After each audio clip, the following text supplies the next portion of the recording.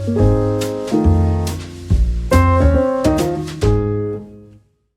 guys, welcome to another video. So in today's video, we're going to show you guys how to create a DeepSeek Harness plugin. So DeepSeek Harness is getting very popular. If you look at the GitHub repo, in just probably less than weeks, we already got 16.9K stars. This is insane. So DeepSeek Harness is actually a plugin-based system. So as you can see from the about section, it says DeepSeek Harness is everything is a plugin.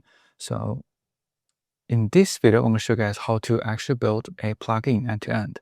And you can see from the DeepSeek Harness console, and there's settings. You can go to plugins. There are a lot of plugins already, so those are community plugins. So we're going to show you guys how to actually build a customized plugin so you can actually use it in the plugins list. So that said, let's get started. So DeepSeek Harness plugin is actually based on the Cordis. So Cordis, if you look at the GitHub repo, it is a meta framework of spatiotemporal composability, right? So this means that it's actually a time and space kind of mixed framework. So it's a very fancy name, but I think if you look at the GitHub, you already have like 6K stars. So I think this is also very popular, but how to use it? So we're gonna get into it a little bit. So we're gonna talk about Cordis and the components and the concept and all that. But let's continue with the DeepSeek plugin. So if you actually look at the paper, so they also have documented everything about the Cordis, what Cordis is. And so essentially, Cordis is basically a really scalable plugin system. So if you look at the core concept, basically there's a couple of core concept of Cordis. So first is context, right? So then it will be a plugin, right? So basically a context plugin, and also in the plugin there's a kind of concept of service, and you can inject the service. And there's another concept, it's called fiber. So fiber is a lifecycle unit. So everything registered through the Cordis is undone when the fiber is disposed. So there's reverse process. So we actually register a fiber, then you can actually reverse it. So there's sort of like a garbage collection kind of thing, but you can do and undo it. So that the system is very clean, the resource is utilized more efficiently. So that's what a fiber is. And so if you look at the actual plugin, so let's actually show a sample plugin that I built. So if you look at the plugins we built, is called just very simple. It's called my DSH plugin. So in this plugin, so basically it's just very simple, like a hello world. You can say a hello world for DeepSeek Harness. And you can see this plugin, there's only a schema file, which is called Cordis.patch.yaml. There's another file called index, which is the actual plugin. It is a JavaScript file. It supports TypeScript and JavaScript. So this is just JavaScript. You can do a TypeScript. And there's a package. So because everything is actually like a Node.js type of framework, so there's always package. In the package, there's a name. It's called a DSH hello plugin. And there's a version for it, and also files, which is index.js, which is index.js, and also the Cordis.patch.yaml. So then you can actually start building a plugin. And the bundle is just the Cordis.patch.yaml. So Cordis.patch.yaml is basically to seal everything up. You can see that it basically insert that plugin to the system. So that's what it works.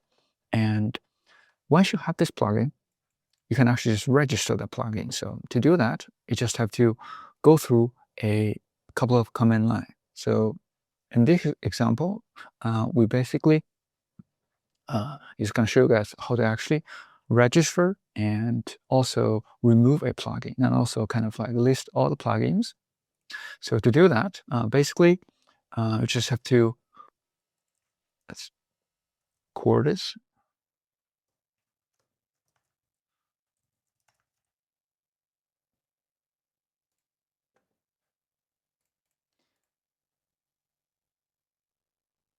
So when you actually try to add a plugin, right? So basically, this is a plugin we built. For example, we built this plugin. It's called my DSH plugin. So let's change the name a little bit. So you can see here, it's called my DSH plugin. So that's the folder name. Let's change that. So my DSH plugin. Then to do that, I just have to add this folder to the DeepSeek Harness project. And for example, if you just copy and paste this list command, then this will actually first show you all the plugins that's available. And you can see that there's no plugins available. So once we register this plugin,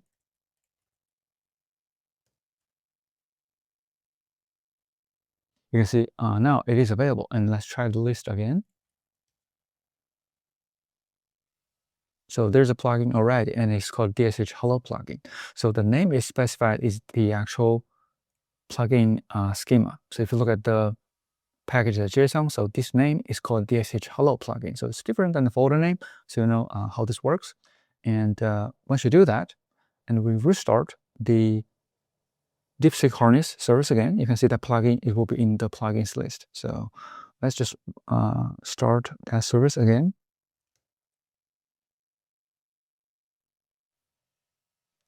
So okay, and you can see this plugin is loaded, right? It says hello from my plugin. And then the DeepSeek Harness framework is started. So then let's go back to the DeepSeek's website, all right, DeepSeek Harness. So you can see the plugin and search for hello. You can see the hello plugin is loaded, right? So, which is really convenient. So, and also if you want to share this plugin, you just can share it on GitHub. It can also be added to the other people's DeepSeek Harness system. So for example, if you want to add from the GitHub, you can just use the plugin profile web add the plugin from GitHub, just GitHub repo. We can just add plugin. So this plugin, that's why it's shareable. And so if you want to remove it, for example, I don't want this plugin, right? So I want to remove it. So let's just remove it, remove that plugin, which is plugin name, DSH Hello plugin, just remove that name. And then you can see the plugin will be removed. And you can check the list again.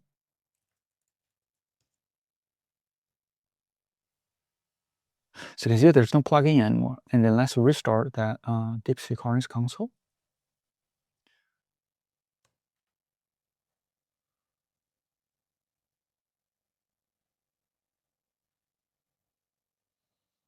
Okay, let's try that again. So if you look at plugins again, and you can see the hello, so it's removed. So super convenient.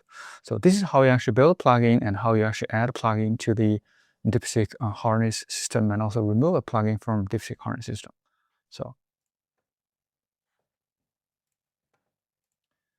and so next we're going to talk about the Cordis system by itself. So the Cordis system, as I mentioned earlier, it is a very scalable plugin system. So if you look at the Cordis documentation, it has real good documentation, like really good explanation how Cordis works.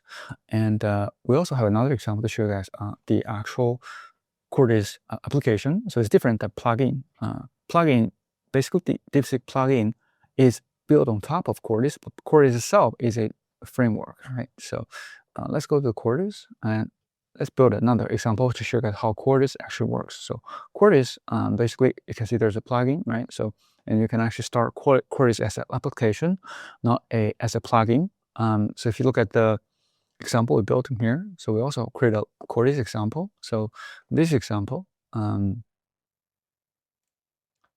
is a pretty straightforward to show you guys how actually to add a service to a Cordis app and how to run that through the Cordis ecosystem. So let's go to the Cordis example here.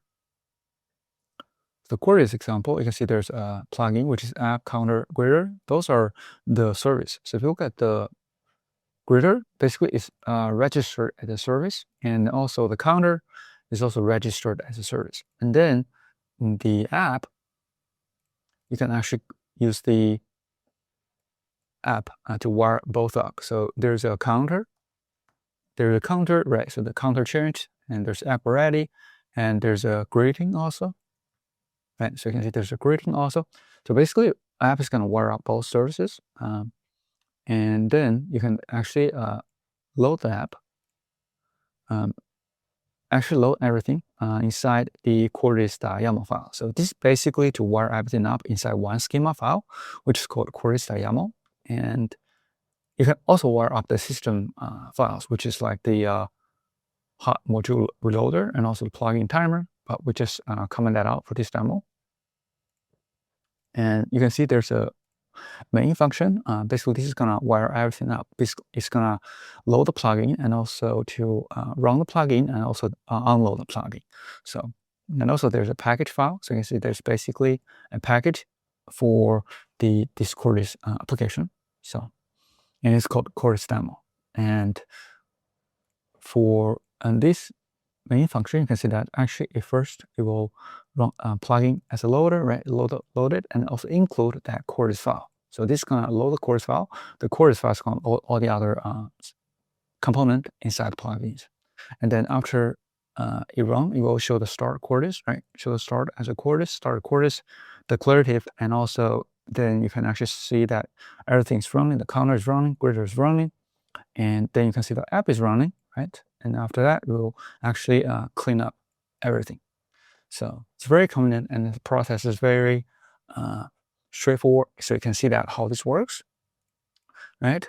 So that should be it. So hopefully, and this is helpful, but there's one more thing for the Cordis demo. So you can see that they can actually create a dependency. So for example, if you have a gritter, it's depend on the counter. So you can actually put a counter inside the grid. So the counter will load first, and then the gritter will load after the counter is loaded. So that's it. So this is very similar to the PI agent that we talked about earlier in this channel.